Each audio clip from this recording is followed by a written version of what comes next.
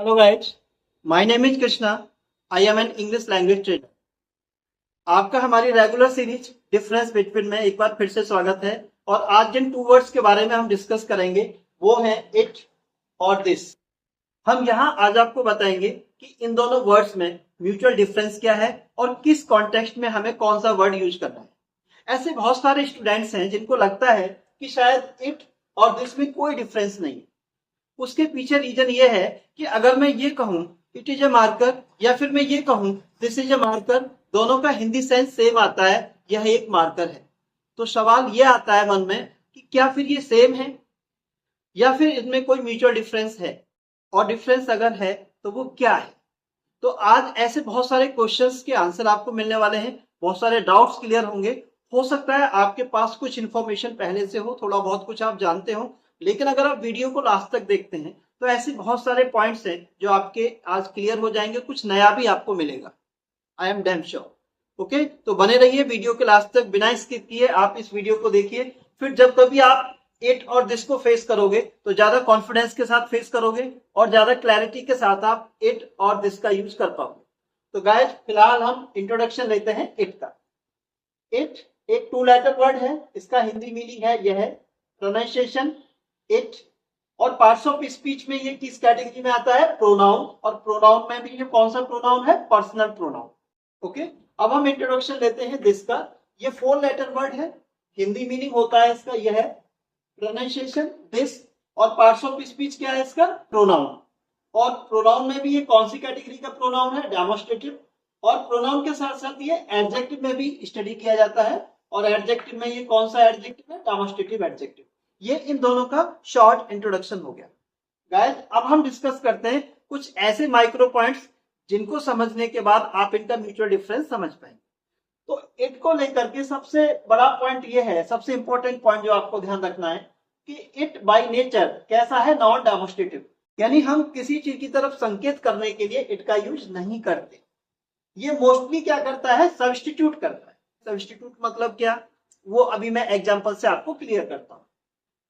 देखिए for example मुझे इस मार्कर के बारे में कहना है, what is this, what is this. तो आंसर दिया दिस इज ए मार्कर। तो हम इस मार्कर की तरफ क्या कर रहे हैं? इंडिकेशन कर रहे हैं, इशारा कर रहे हैं, डेमोस्ट्रेट कर रहे हैं। तो हमें क्या यूज करना है? This. This is a marker, यह एक मार्कर है। अब हम इसी मार्कर के बारे में आगे बात कर रहे हैं, यह किसका मार्कर है? तो आंसर मिला इट इज माइन। अब देखिए यहां पर हमने इट का यूज किया है, यहां भी हम इसी मार्कर के बारे में बात कर रहे थे, इस सेंटेंस में भी हम इसी मार्कर के बारे में बात कर रहे हैं। लेकिन आप ध्यान दीजिए यहां हमने दिस का यूज नहीं किया, इट का यूज किया है। और उसके पीछे रीजन क्या है?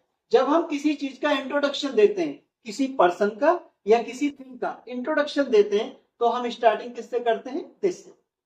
लेकिन जब हम उसी चीज के बारे में आगे बात करते हैं तो हम बार बार दिस को यूज नहीं कर सकते, फिर हमें उसकी पोजीशन में क्या यूज करना है? इट।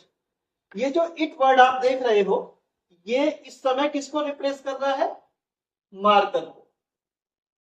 क्योंकि यहां भी हम मार्कर की ही बात कर रहे हैं, यह एक मार्कर है, यह मार्कर मेरा है, तो ये मार्कर के लिए ही बोला जा रहा है इट।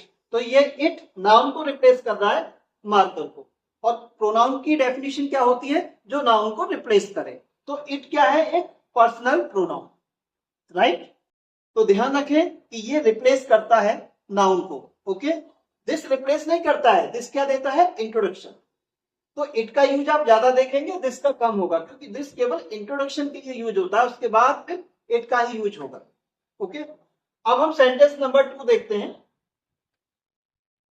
This is Sonam. हम किसी लड़की का या लड़के का इंट्रोडक्शन दे रहे हैं तो हम बोल सकते हैं this is Sonam, this is Rahul. यानी हम इससे लिविंग बीइंग का इंट्रोडक्शन दे सकते हैं, हम किसी पर्सन का इंट्रोडक्शन दे सकते हैं। और हम दिस से नॉन लिविंग का भी परिचय दे सकते हैं। What is this? This is a board, this is a marker. तो आपने देखा दिस का यूज हम लिविंग और नॉन लिविंग दोनों कंडीशन में कर सकते हैं। लेकिन हम इट का यूज लिविंग के लिए नहीं कर सकते। हम ऐसे नहीं बोल सकते it is Rahul, it is Krishna, ये ग्रामेटिकली रॉन्ग है। लेकिन हम नॉन लिविंग के लिए यूज कर सकते हैं, it is a marker, it is a board, ऐसा हो सकता है। इट का यूज केवल नॉन लिविंग के लिए, राइट। और दिस का यूज आप लिविंग के लिए भी कर सकते हैं और नॉन लिविंग के लिए भी कर सकते हैं। ये पॉइंट नंबर 2 है। अब देखिए थर्ड पॉइंट देखते हैं, this is a nice location. मान लीजिए हम किसी स्थान के बारे में बात कर रहे हैं और वो जगह हमें काफी अच्छी लगी, तो हम उसकी तारीफ में क्या बोल रहे हैं, this is a nice location, ये एक अच्छी लोकेशन है।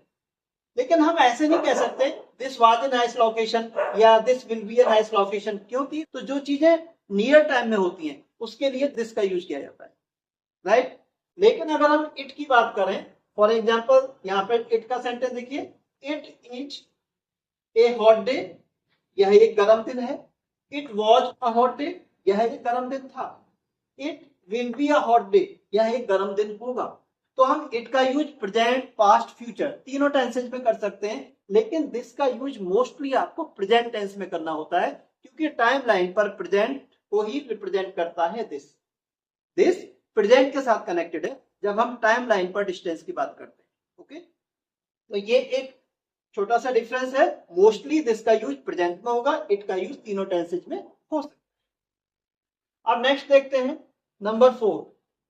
देखिए एक चीज होती है क्वेश्चन टैग, जैसे हम किसी चीज के बारे में जानते तो हैं लेकिन हम अप्रूवल चाह रहे हैं। फॉर एग्जाम्पल मैं आपसे कहूं, जब आप ये वीडियो देख चुके होंगे, दिस वीडियो वाज नाइस, ये वीडियो बहुत अच्छा था। वॉजंट इट, क्या नहीं था, यानी अच्छा था लेकिन मैं आपका अप्रूवल चाह रहा हूं, तो वॉजंट इट, क्या नहीं था, ये चीज क्या कहलाती है, क्वेश्चन टैग। हालांकि हम इसको बाद में डिस्कस करेंगे, ये एक अलग चैप्टर है, लेकिन यहाँ पे मैं ये बताना चाह रहा था कि जो क्वेश्चन टैग्स होते हैं उनके अंदर भी इट का यूज होता है, लेकिन दिस का यूज नहीं होता। The movie was awesome, movie बहुत अच्छी थी। वॉजंट इट, नहीं थी क्या, राइट। तो हम इट का यूज क्वेश्चन टैग्स में भी करते हैं, लेकिन हम दिस का यूज इस तरीके से नहीं करते, क्वेश्चन टैग्स में नहीं करते। अब पॉइंट नंबर 5, इट का यूज हम मोस्टली टाइम के लिए भी करते हैं। For example it is very hot today, distance के लिए भी कर सकते हैं, it is very far. Weather के लिए भी कर सकते हैं, it is raining here, right. तो हम टाइम, डिस्टेंस, वेदर ऐसी कंडीशंस में इट का यूज कर सकते हैं। और ऐसे बहुत सारे फ्रेजेस हैं जहां हम इट को यूज कर सकते हैं। फॉर एग्जाम्पल जहां हमें ऐसी कोई बात कहनी होती है कि इतना टाइम लगता है, like this, it takes 2 hours to me to prepare a video, मतलब मुझे एक वीडियो प्रिपेयर करने में 2 घंटे लगते हैं। It takes 2 hours।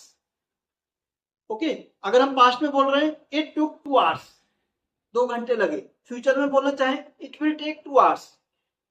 तो इट टेक्स, समय लगता है, जब हम कि हमें 2 घंटे लगते हैं, 3 घंटे लगते हैं, इस टाइप की कोई बात अगर हम कहना चाह रहे हैं तो हम इट टेक्स के साथ वो टाइम दे सकते हैं।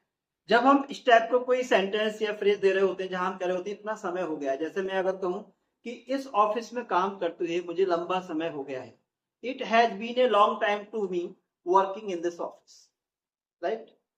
It has been 3 years to me working in this college, मुझे इस कॉलेज में काम करते हुए 3 वर्ष हो गए हैं। तो ऐसे केसेज में भी हम इट का यूज कर सकते हैं, लेकिन दिस का नहीं कर सकते, राइट गाइस।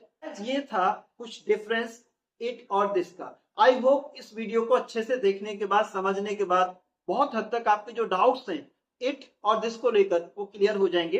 गाइस बेटर ये होगा कि वीडियो को लास्ट तक देखने के बाद आप इसका स्क्रीनशॉट लें और जो इंपॉर्टेंट पॉइंट्स हमने यहाँ पे डिस्कस किए उनको आप नोट डाउन जरूर करें, जिससे कि आप बाद में रिवाइज कर सकें। अगर कोई क्वेरी आपकी है तो कमेंट बॉक्स आपके लिए है, आप उसको हमारे साथ शेयर करिए। I will definitely attend your question. Okay, अगर आपने कुछ सीखा है इस वीडियो से तो लाइक एंड शेयर जरूर करें और ऐसे फ्रेंड्स तक इसे शेयर करें जिनको इसकी जरूरत है। चैनल पर नए हैं तो सब्सक्राइब करें, नोटिफिकेशन बेल जरूर दबाया करें और ऑल पर क्लिक किया करें, जिससे कि हमारे हर वीडियो का अपडेट आप तक पहुंचता रहे। हम फिर आएंगे एक नई क्लास, नए टॉपिक के साथ। टिल देन, जय हिंद।